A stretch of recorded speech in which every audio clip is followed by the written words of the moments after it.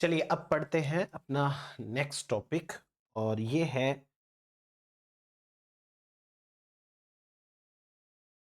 Heterospory and seed habit.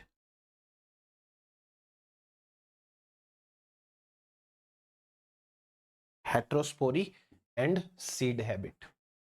तो basically heterospory और seed habit वाले टॉपिक में हमको क्या पढ़ना है? हम पढ़ रहे हैं टेरिडोफाइटा और टेरिडोफाइटा में नो लिविंग मेंबर ऐसे हैं जो हेट्रोस्पोरस है, दो टाइप के स्पोर प्रोड्यूस करते हैं, बाकी सारे होमोस्पोरस हैं। टेरिडोफाइटा के अंदर ट्रू सीड तो नहीं पाए जाते, लेकिन सीड बनने की शुरुआत टेरिडोफाइटा से मानी जाती है। ब्रायोफाइटा इसके कंपैरिजन में सारे के सारे होमोस्पोरस है, एक मेंबर को छोड़ के। जितने भी जिम्नोस्पर्म और एंजियोस्पर्म है सारे हेट्रोस्पोरस है और उन सब में सीड बनते हैं। इसका मतलब सीड बनने के लिए हेट्रोस्पोरी होना जरूरी है, क्योंकि जिनमें होमोस्पोर है उनमें तो सीड ही नहीं है। तो यहां से हमको एक चीज तो क्लियर हो जाती है कि भाई सीड अगर बनाना है तो हेट्रोस्पोर्स बनाने जरूरी है। हेट्रोस्पोर एक छोटा होता है, माइक्रोस्पोर मेल होता है, एक बड़ा होता है मेगास्पोर फीमेल होता है। बस इतनी सी बात है। अब इसको तरीके से अपन टॉपिक में समझ लेते हैं। जैसे वेरी फर्स्ट ऑफ ऑल, अगर हम हेट्रोस्पोरी का डेफिनेशन समझें तो इसका मतलब होता है प्रोडक्शन ऑफ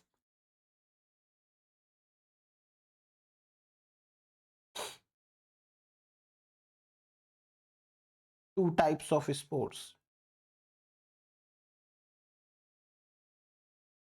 दो तरीके के स्पोर्स बनाना, इसको हम कहते हैं हेटेरोस्पोरी। अगर एक बार हम ब्रायोफाइटा की बात करें, एक ब्रायोफाइटा है जिसका नाम है मैक्रोमिट्रियम। मैक्रोमिट्रियम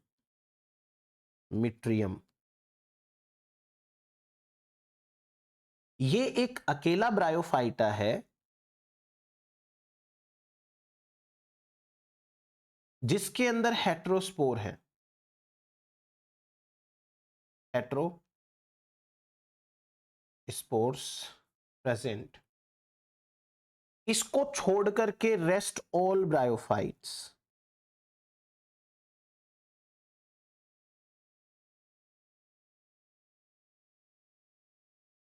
कैसे हैं?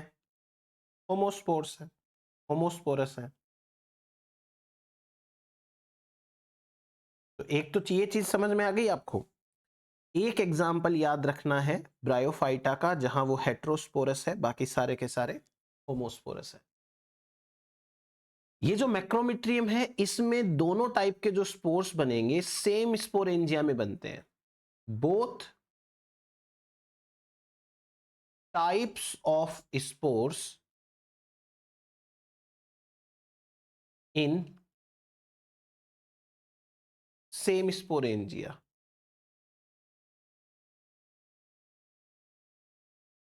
दोनों के दोनों सेम स्पोरेंजिया में बनते हैं। ऐसा नहीं है कि माइक्रोस्पोरेंजिया अलग होगी मैक्रोस्पोरेंजिया अलग होगी, यहां पर ऐसा कोई सीन नहीं पाया जाता है। चलिए कोई बात नहीं, नेक्स्ट अपन बात करते हैं।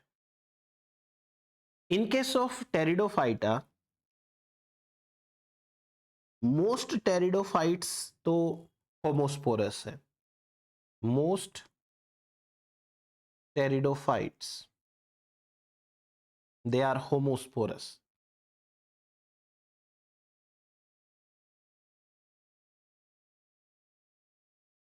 और हमारे पास में 9 लिविंग जेनेरा हैं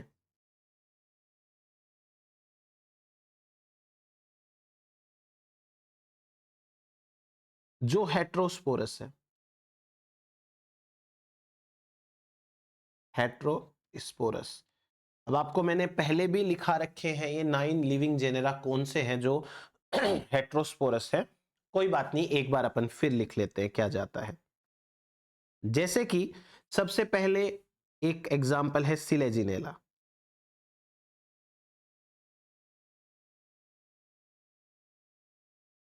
एक एग्जाम्पल है आइसोइटिस।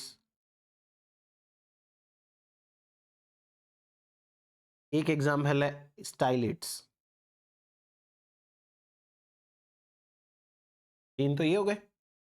फिर उसके बाद में नेक्स्ट 3 देखिए, मार्सिलिया,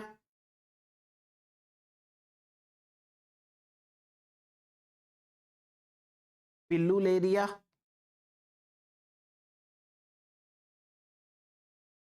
और एक आएगा रेग्नेलिडम।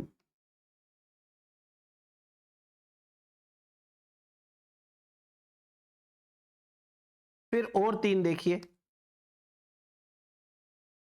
एक एग्जाम्पल आएगा साल्विनिया,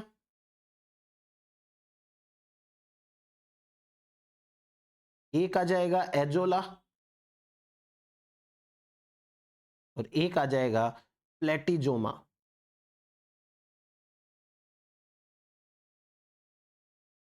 प्लेटिजोमा। तो ये टोटल 9 जेनेरा हो गए हेट्रोस्पोरस टाइप के। ठीक है, अब आपको ये तो पता ही है कि जो माइक्रोस्पोर होगा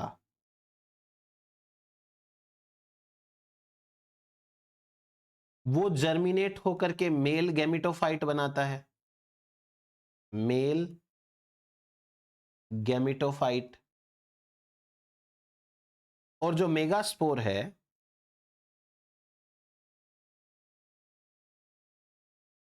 वो फीमेल गैमिटोफाइट बनाता है।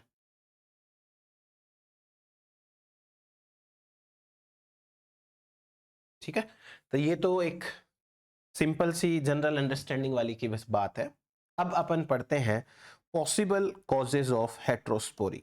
क्या रीजन हो सकते हैं हेट्रोस्पोरी के?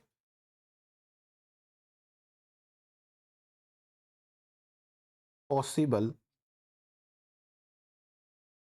Causes of heterospory. अब देखना, यहां पर पॉसिबल कॉजेज में कुछ दे रखे हैं कॉज, हमको एक एक करके समझते हैं। सबसे पहला कॉज है इनसफिशिएंट फूड।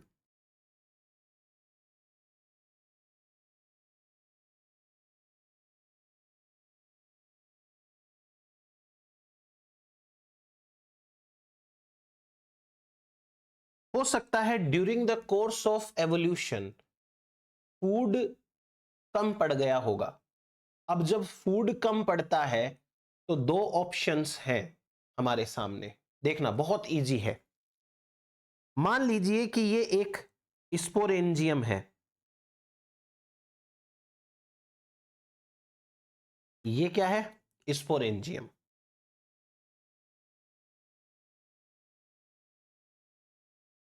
स्पोरेंजियम। और सपोज करिए कि ये भी एक स्पोरेंजियम है।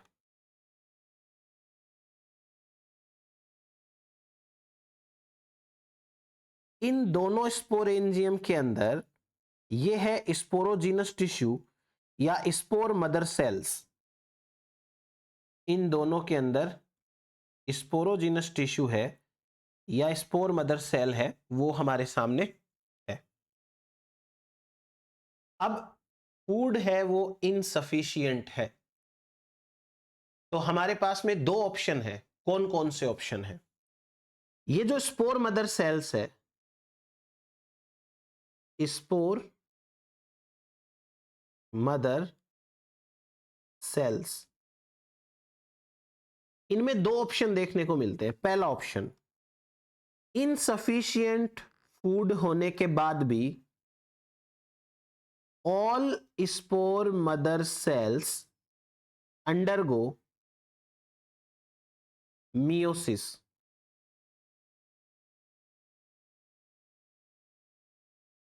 सारी की सारी स्पोर मदर सेल है वो मियोसिस में चली गई। अब जब सारी स्पोर मदर सेल मियोसिस में जाएगी तो टोटल जितनी स्पोर मदर सेल है उसके 4 गुना स्पोर बनेंगे। एक मियोसिस में 4 सेल बनती है। फूड तो सफिशिएंट है नहीं, तो अब क्या ऑप्शन हो सकता है? ऑप्शन एक ही बचता है। जब सारी spore mother cell meiosis division में जाएगी और इतने सारे स्पोर्स बनेंगे और फूड होगा नहीं, तो भाई स्पोर साइज रिमेन स्मॉल, क्योंकि छोटे छोटे स्पोर्स रहेंगे तो कम फूड में शायद काम चल जाएगा। स्पोर साइज अगर छोटी रह गई तो ये क्या बन गए, माइक्रो स्पोर्स। एक ऑप्शन तो ये है अपने पास में। दूसरा ऑप्शन देखो, दूसरा ऑप्शन ये है कि जब पता चल गया कि भाई स्पोर नहीं है, तो स्पोर नहीं होने के कारण maximum spore mother cells degenerate हो जाती हैं। Maximum spore mother cells D generate, नष्ट हो जाती हैं। ओनली फ्यू अंडरगो मियोसिस, केवल गिनती की कुछ सेल्स हैं उनमें मियोसिस होगी, और जब कुछ सेल में मियोसिस होगी तो क्या होगा, स्पोर की साइज बड़ी रह सकती है, स्पोर्स साइज रिमेन लार्ज। और जब स्पोर की साइज बड़ी रहेगी तो ऐसे स्पोर को क्या बोल देंगे, मेगा स्पोर बोल देंगे भाई, मेगा स्पोर। तो आपको यह समझ में आया कि किस तरीके से रीजन रहा होगा माइक्रोस्पोर और मेगास्पोर बनने का। एक है इनसफिशिएंट फूड। अब उसके बाद अलग तरीके के अपन और रीजन्स देखते हैं। एक एविडेंस देखना है अपने को, एविडेंसेस ऑफ हेट्रोस्पोरी।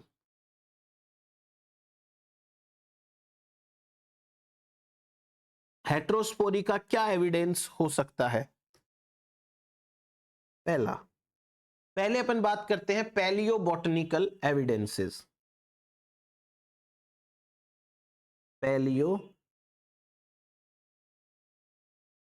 बॉटेनिकल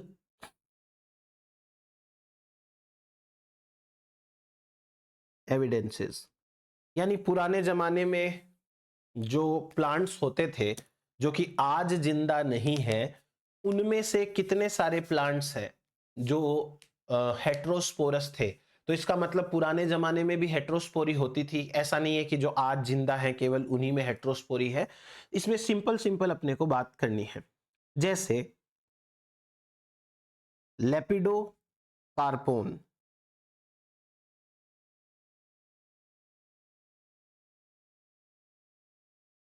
जैसे एक और है लेपिडोस्ट्रोबस,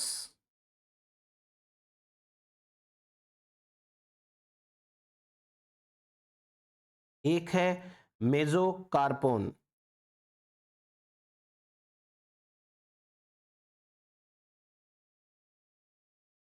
एक है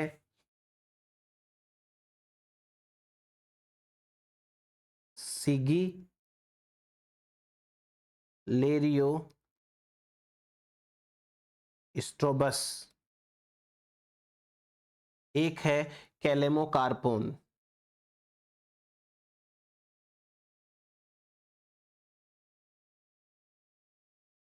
एक है कैलेमोस्टेकस।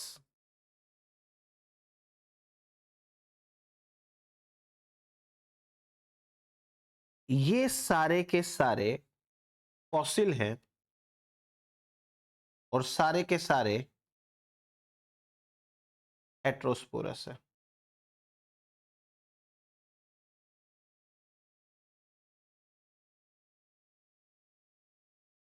All fossil and all heterosporous. तो इसका मतलब एक तो चीज हमको ये पता चल गई कि भाई पुराने जमाने में भी हेट्रोस्पोरी होती थी।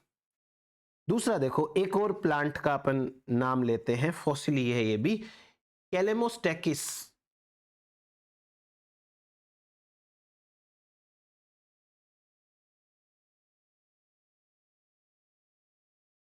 कैलेमोस्टेकिस की केशियाना जो स्पीसीज है, इस स्पीसीज के अंदर 2 टाइप की स्पोरेंजिया मिली, 2 टाइप्स ऑफ स्पोरेंजिया फाउंड। कौन कौन सी? Micro and macro. ठीक है भाई, दोनों टाइप की स्पोरेंजिया मिल गई इसके अंदर, मिल गई तो ठीक है। फिर एक और अपने पास में एग्जाम्पल है, लेपिडोकार्पोन एंड कैलेमोकार्पोन।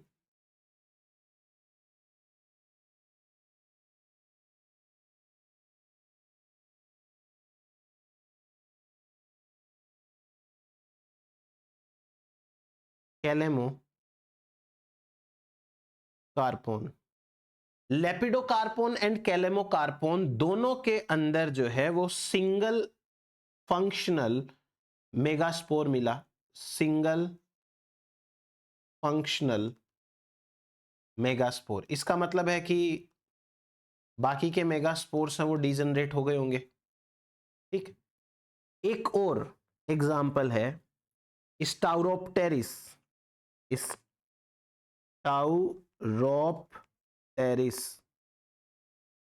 स्टाउरोप्टेरिस के अंदर 2 तो फंक्शनल मेगास्पोर मिले,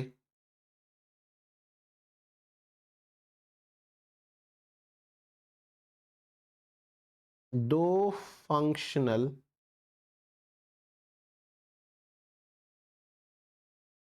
मेगास्पोर और 2 मिले अबॉर्टेड मेगास्पोर। ठीक है, ये हुआ अपने पास में इस स्टाउरोप्टेरिस के बारे में।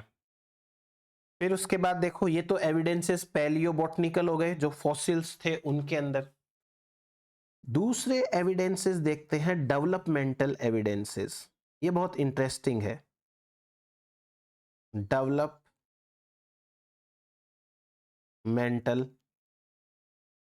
एविडेंसेस, इनके अंदर क्या होने वाला है मैं आपको एक ब्रीफ में बताता हूं पहले, उसके बाद अपन डिस्कस करेंगे।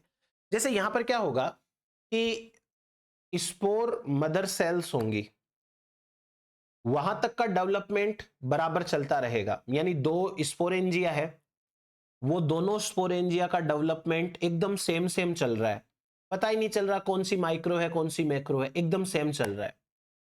फिर एक पॉइंट के बाद में ऐसा होगा कि एक स्पोरेंजिया की सारी मदर सेल हैं उनमें मियोसिस हो जाएगा, और दूसरी वाली में कुछ में मियोसिस होगा, कुछ अबोर्ट हो जाएंगी, इससे डिफरेंस आ जाएगा। फिर कोई बन जाएगा माइक्रो, कोई बन जाएगा मैक्रो।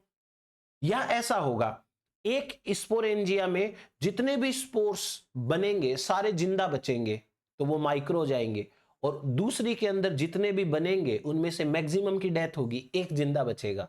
मार्सिलिया में ऐसा होता है, वो मैक्रो की कैटेगरी में आ जाएगा। तो ये डेवलपमेंटल एविडेंसेस है कि लिविंग मेंबर्स के अंदर जो डेवलपमेंट चल रहा है वो डेवलपमेंट भी माइक्रो और मैक्रो में डिफरेंशिएट करता है। देखिए कैसे। सबसे पहले अपन बात करते हैं एक एग्जाम्पल की, और वो एग्जाम्पल है सिलेजिनेला का। सिलेजिनेला,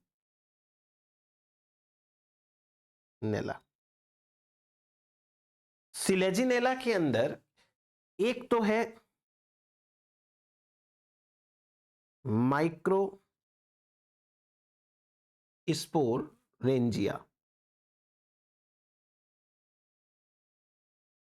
और एक है मेगास्पोरेंजिया।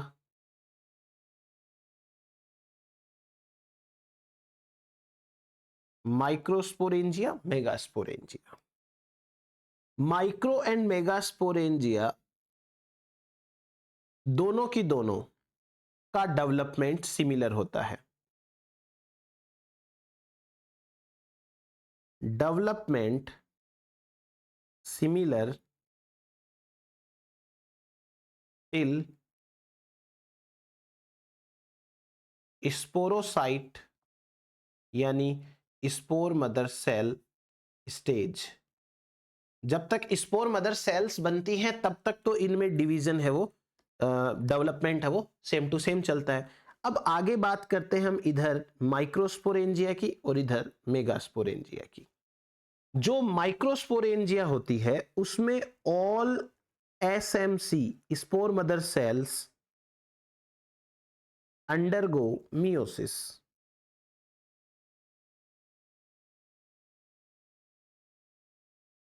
और जो मेगास्पोरेंजियम है इसमें ओनली 1 SMC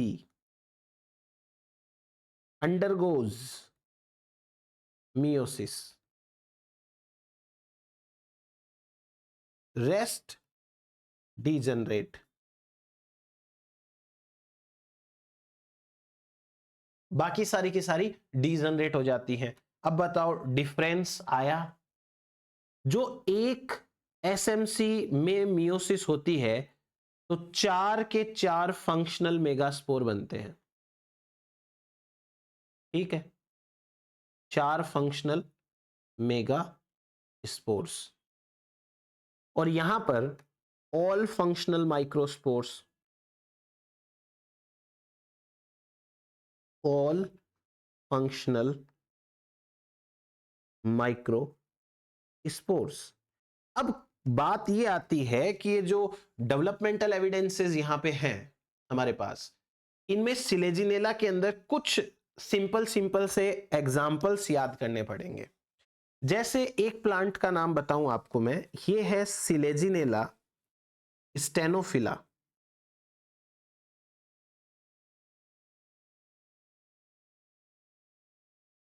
स्टेनोफिला, सिलेजिनेला स्टेनोफिला के अंदर क्या होता है, मेगास्पोर का जो टेट्राड है, ये इसमें 2 मेगास्पोर तो बड़े हैं साइज में और 2 मेगास्पोर हैं वो छोटे हैं।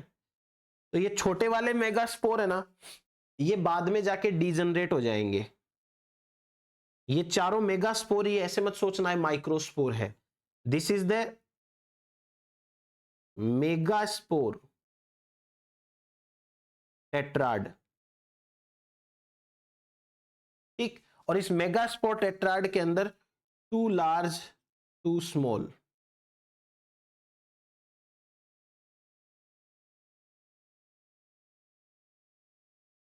दो लार्ज हैं 2 स्मॉल हैं।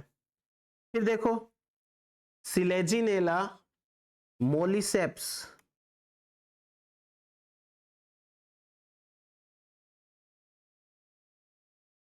सिलेजिनेला मोलिसेप्स के अंदर क्या होता है, एक तो होता है लार्ज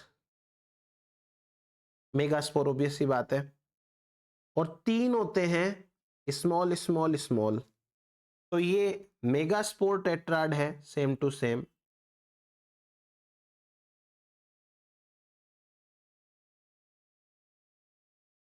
इसमें एक होगा लार्ज और 3 होंगे स्मॉल। बस जो है सो है, ठीक है। एक और स्पीसीज है सिलेजिनेला एरिथ्रोपस।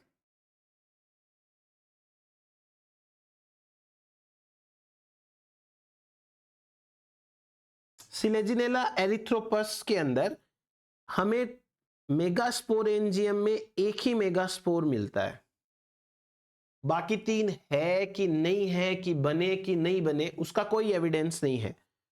तो यहां पर क्या आएगा, only 1 megaspore in megasporangia,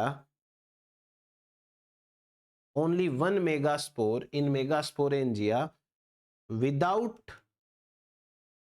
any trace of aborted megaspores।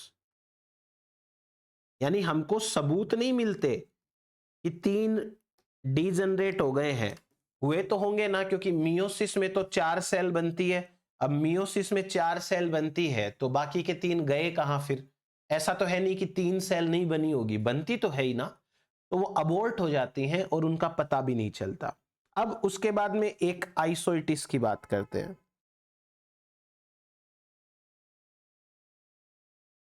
आइसोइटिस के अंदर क्या होगा कि जो स्पोरेंजिया होती है, उस स्पोरेंजिया में, जैसे माइक्रोस्पोरेंजिया है सपोज,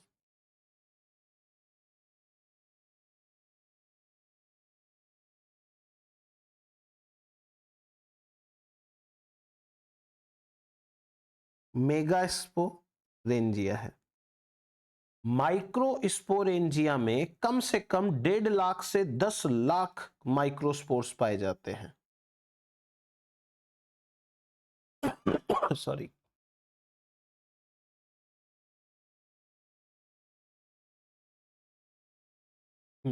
माइक्रोस्पोर्स। और इनके कंपैरिजन में मेगास्पोरेंजिया को देखो, 500 से 300 मेगा स्पोर्स पाए जाते हैं। केवल इतने से मेगा स्पोर पाए जाते हैं। फिर एक बहुत इंटरेस्टिंग और एग्जाम के पॉइंट ऑफ व्यू से बहुत फेवरेट सा एग्जाम्पल है मार्सेलिया का।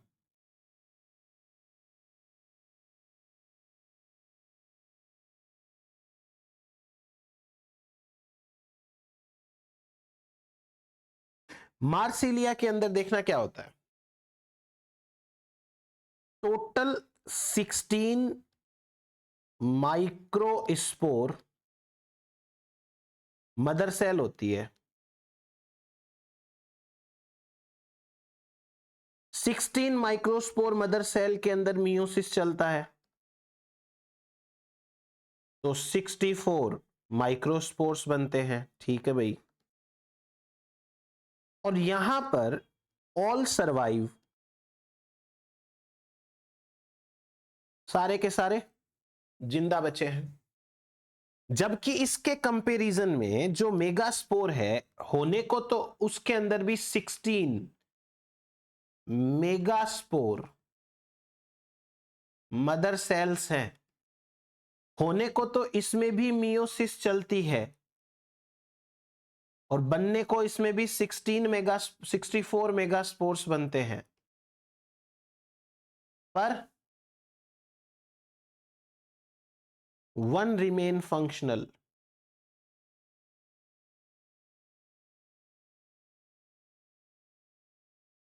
और 63 डीजनरेट। ये हुआ मार्सिलिया के बारे में। इसमें एग्जाम में ज्यादातर टाइम पूछा जाता है। Almost similar condition Salvinia and azolla में भी पाई जाती है। Similar condition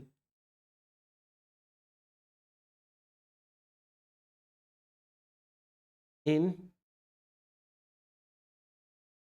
Salvinia and azolla. तो यही मार्सिलिया जैसी सी कंडीशन इन दोनों के अंदर। ये हुआ हमारे पास में एग्जाम्पल। अब उसके बाद एक और अपने को चीज समझनी है। यहां पे 2 ग्रुप्स है प्लांट्स के। अभी जो ऊपर लिखा उसकी समरी समझ लो आप। एक तो है सिलेजिनेला, सिलेजिनेला, और सिलेजिनेला के साथ आइसोइटिस। वैसे भी ये दोनों सेम ग्रुप से बिलोंग करते हैं, Selaginella and आइसोइटिस।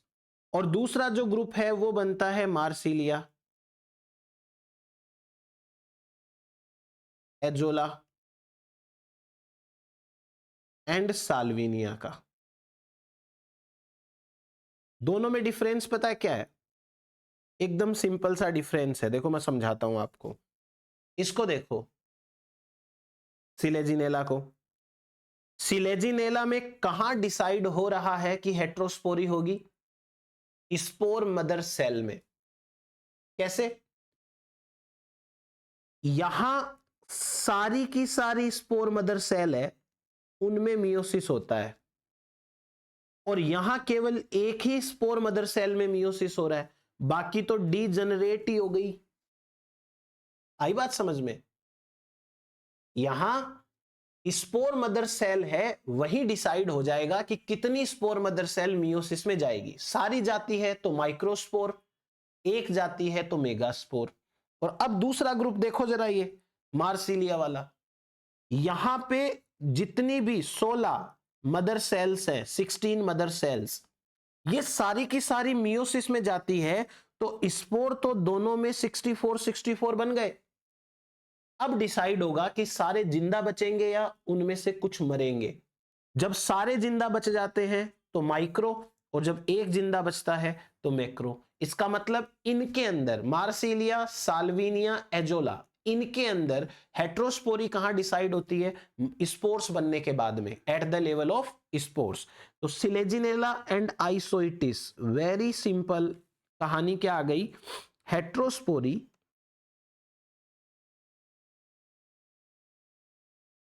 is decided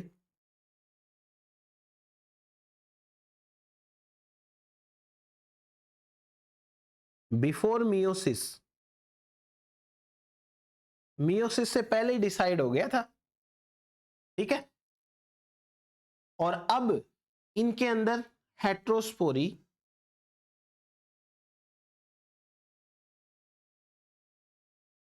is decided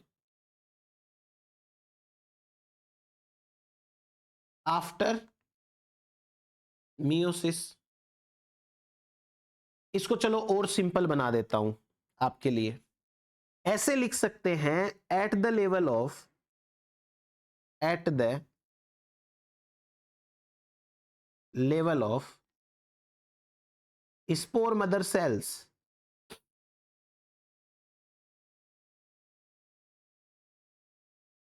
और ये यहां पे लिख सकते हैं एट द लेवल ऑफ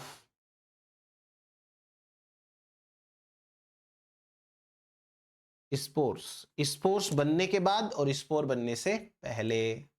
चलो ये इतना काम हो गया अपना। अब अपन देखते हैं एविडेंसेस फ्रॉम एक्सपेरिमेंट्स, डेवलपमेंट करा के देख लेते हैं। Evidences from experiment,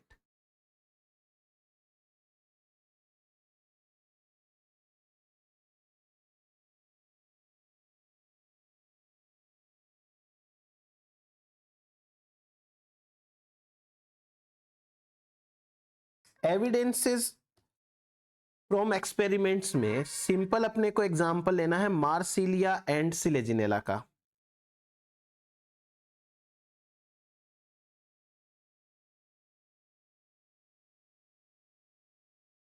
Marsilea and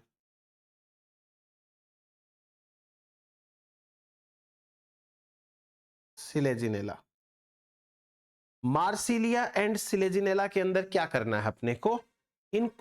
इनको जब लो लाइट के अंदर रखते हैं, लाइट है वो कम है, तो जाहिर सी बात है कि फोटोसिंथेसिस कम होगी इनमें, फोटोसिंथेसिस कम होगी। जब फोटोसिंथेसिस कम होगी तो फूड कम बनेगा। अब फूड कम बनेगा तो बताओ क्या होना चाहिए? Only microspore development, only microspore development. अब इनको अगर नॉर्मल लाइट में रखेंगे ना, ऐसा नहीं है कि ओनली मेगास्पोर बनेंगे, नॉर्मल लाइट में दोनों टाइप के बनते हैं, लेकिन लो लाइट के अंदर फोटोसिंथेसिस कम होने के कारण इनके अंदर केवल क्या बनते हैं? माइक्रोस्पोर। चलो ये हो गए हमारे पास में जितने भी एविडेंसेस वगैरह थे वो सारे के सारे। अब अपन बात करते हैं इंपॉर्टेंस ऑफ हेट्रोस्पोरी।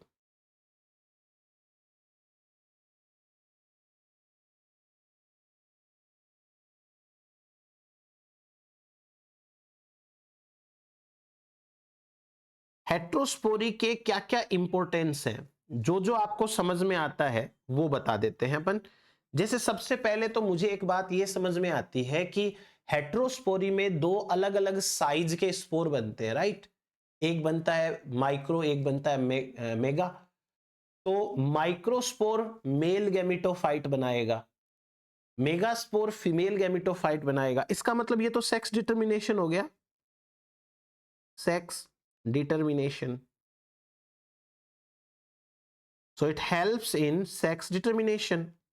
दूसरा देखो, दूसरा सेक्स डिटर्मिनेशन के अलावा माइक्रोस्पोर मेगास्पोर बनेंगे जिन प्लांट्स में, उन्हीं में सीड बन सकता है। इसका मतलब ये सीड हैबिट के लिए जरूरी है, सीड हैबिट के लिए जरूरी होती है। तीसरा, हेट्रोस्पोरी के अंदर जो गैमिटोफाइट का डेवलपमेंट है, गैमिटोफाइट, वो एंडोस्पोरिक होता है, यानी स्पोर के अंदर ही बन जाता है, एंडोस्पोरिक। स्पोर के अंदर ही गैमिटोफाइट बन गया। मैं अगला जो लेक्चर लेंगे अपन रिप्रोडक्शन इन टेरिडोफाइट्स, उसमें मैं आपको और डायग्रामेटिक व्यू में एक्सप्लेन कर दूंगा। तो गैमिटोफाइट अगर स्पोर के अंदर ही बनेगा तो इससे तो बेटर प्रोटेक्शन मिल रहा है इसे, बिल्कुल, तो इसको बेटर प्रोटेक्शन मिल जाता है, एक बड़ी बात है ये भी। फिर उसके बाद में एक और लास्ट देखिए, जो एम्ब्रियो है इसका डेवलपमेंट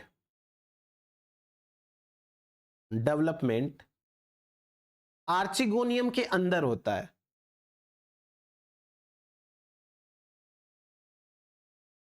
तो अगेन बेटर डेवलपमेंट हो जाएगा इसका, बेटर डेवलपमेंट।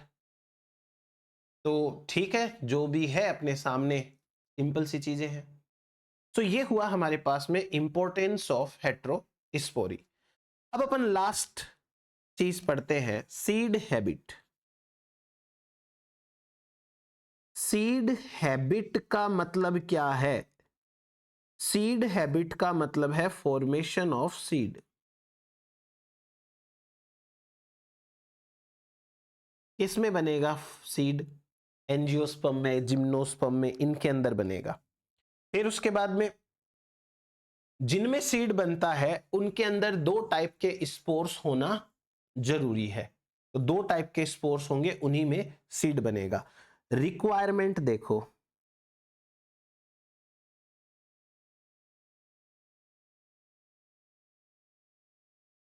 सीड बनने की सिंपल सिंपल रिक्वायरमेंट है, पहले मैं आपको समझा देता हूं फिर लिखेंगे अपन। देखो, सीड का मतलब क्या है?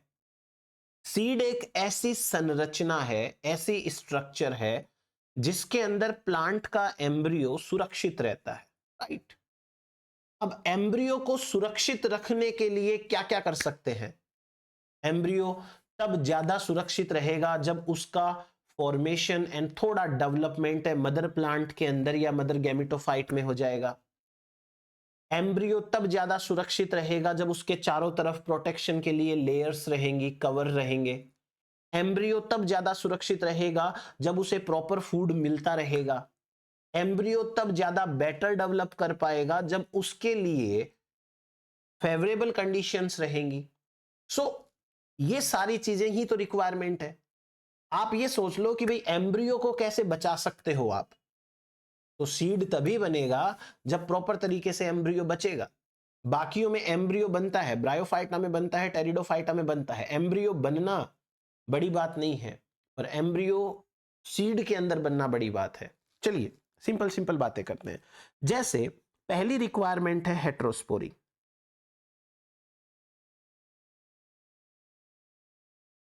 दो टाइप के स्पोर्स होने चाहिए। दूसरी रिक्वायरमेंट है reduction in functional megaspore number, reduction in number of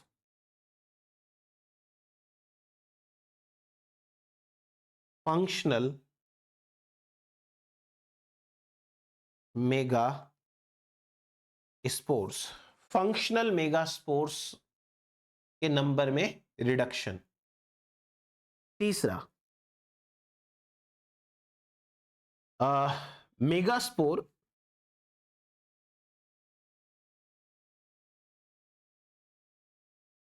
should be present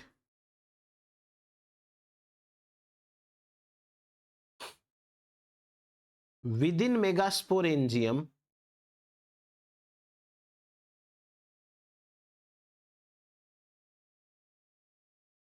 till embryo development।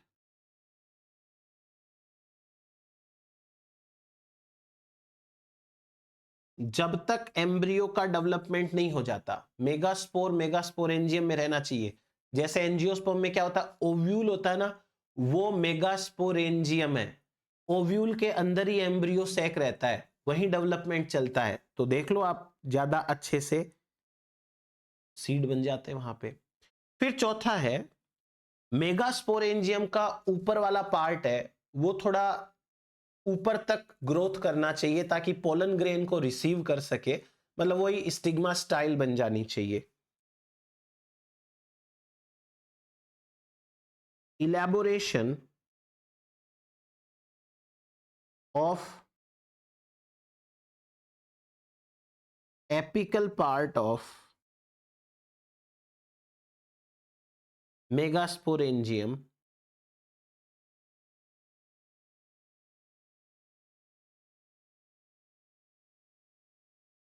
To receive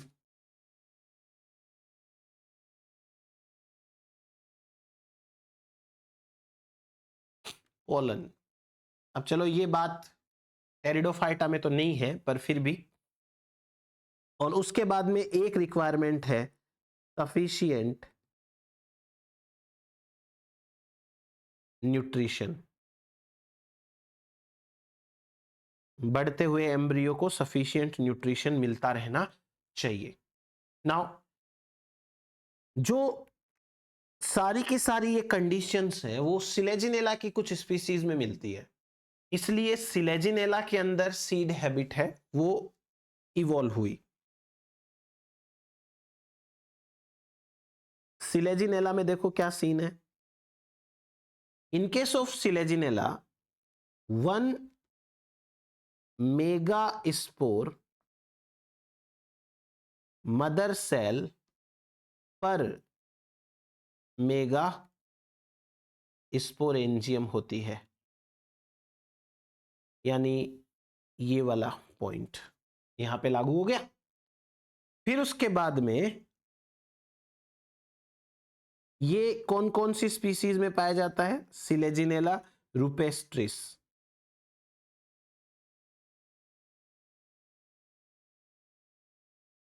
Selaginella मोनोस्पोरा,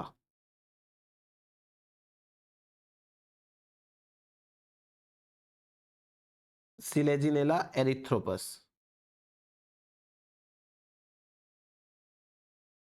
बस ये हो गया अपने पास में सिलेजिनेला से रिगार्डिंग। सो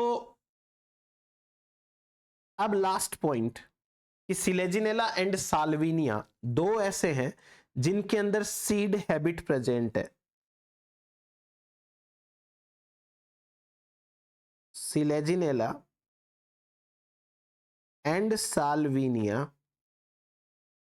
इन दोनों के अंदर सीड हैबिट प्रेजेंट है, परंतु दोनों के अंदर फॉल्स सीड बनते हैं। और अब इनके अंदर क्या क्या फॉल्स सीड में होता है वो बात कर लेते हैं। एक तो इंटेग्यूमेंट एब्सेंट है, इंटेग्यूमेंट्स एब्सेंट। जैसा कि आपको पता है कि ओव्यूल में इंटेग्यूमेंट होती है ना, जिम्नोस्पर्म है उसमें यूनिटैग्मिक ओव्यूल होता है, सिंगल इंटेग्यूमेंट होती है, और जो एंजियोस्पर्म के हैं उनमें बाइटैग्मिक होते हैं वो। एक तो इंटेग्यूमेंट है। दूसरा, there is no resting phase, no resting phase after embryo development.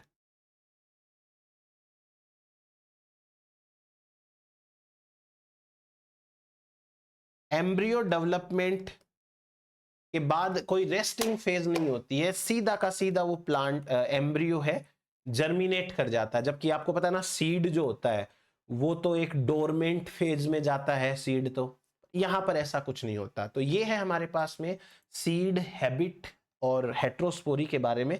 Thank you so much.